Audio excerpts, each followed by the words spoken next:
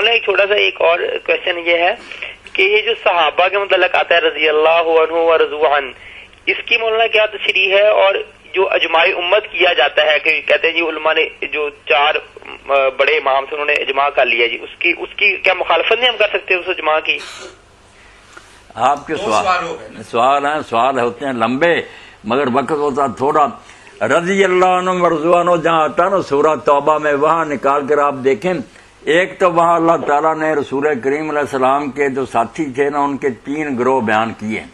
یہ ہماری زیادتی ہے کہ ہم رضی اللہ عنہ ورضوان ساروں کے لیے پڑھ دیتے ہیں، ایسا نہیں۔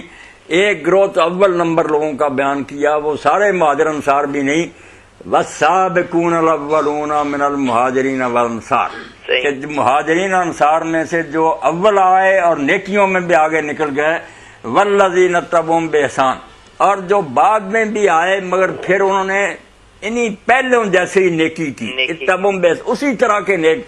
یہ گروہ تو ہے جن کے ساتھ اللہ راضی ہو گیا یا ہوگا، یہ بھی معنی کرنا جو نا ہو گیا یہ بھی نہیں ٹھیک۔ دوسری جگہ آپ آیت دیکھیں کہ ان الذین آمنوا وعملوا الصالحات اولئک هم خیر البریہ جزاؤہم عند ربہم جنات عدن تجری من تحتہا الانہار خالدین فیہا ابدا رضی اللہ عنہم ورضوا عنہ ذلک لمن خشی۔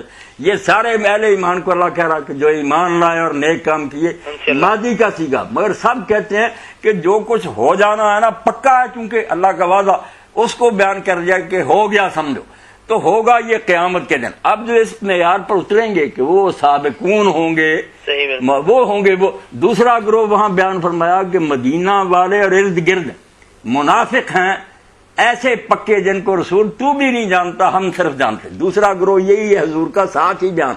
تیسرا فرمایا وہ لوگ ہیں جو ملے جلے کام کرتے ہیں، نہ وہ پہلوں جیسے ہیں نہ منافق ہیں، وہ آخرون لا طرف، وہ مانتے ہیں کہ خلط عمل صالح، کچھ اچھے کام ہو جاتے ہیں کچھ برے، یہ بھی صحابہ ہیں۔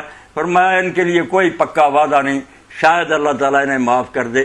3 گروہ تو وہاں ہی ہیں، مگر وہاں سے دھاندلی کرتے ہیں کہ یہ پڑے جاتے ہیں، کوئی فیصلہ نہیں کرتا۔ پھر وہاں باتیں ہیں اوصاف کی، کوئی نام لے کر نہیں کہا، کس میں وہ وصف ثابت ہوتا، کون اس پیمانے پر اترتا، یہ تو قیامت کے دن اللہ فیصلہ کرے گا۔ آپ نے جو حدیث پاک میں فرمایا کہ کتنے اصحاب ہیں جو مرنے کے بعد دوبارہ میرا منہ نہیں دیکھیں گے، تو دوڑتے آئے حضرت عبد الرحمن بن عوف، انہوں نے آ کر حضرت عمر سے کہا میرا تو ہو گیا غرق۔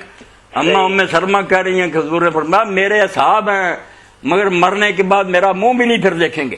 وہ گئے، انہوں نے جا کر کہا ماں خدا کے لیے مجھے بتا دے، میں تو نہیں۔ انہوں نے کہا تجھے بتا دیتی ہوں کہ تو نہیں، باقی نہیں اب میں بتاؤں گی۔ اس لیے کیا پتا کیا بنے گا کیا نہیں بنے گا، لوگ نہ جنتی کہیں نہ دوزخی کہیں، چھوڑیں ان باتوں کو۔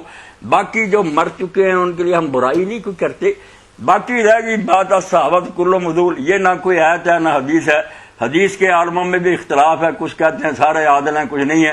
ہم مانتے ہیں عادل ہیں، مگر عادل کا معنی وہی ہے جو شاہ ولی اللہ نے کیا، شاہ عبدالعزیز نے کیا، کہ اس کا معنی یہ نہیں کہ وہ نیک ہیں، ان میں فاسق بھی ہیں، ان میں شرابی ہیں، ان میں زانی ہیں۔ صرف حدیث کی حد تک سب سچ ہے۔ یہ پرکھ لیا گیا کہ بڑے بڑے گناہ ہوئے ہیں مگر یہ گناہ نہیں کسی سے ہوا، کہ جنگیں بھی ہوئی مگر کسی نے جعلی حدیث بنا کر نہ کہ حضور نے یہ کہا، یہ کام نہیں چلا۔ اس سے اللہ نے پہلی جماعت کو بچا لیا۔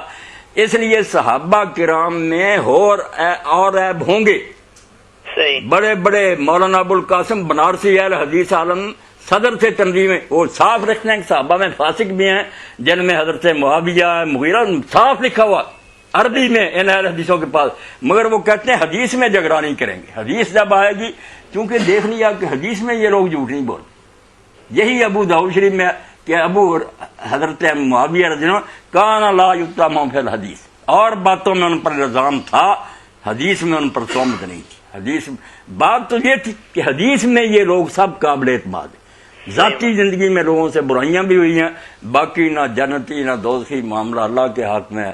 اللہ معاف فرمائے، رحم کرے، سیدھی سی بات۔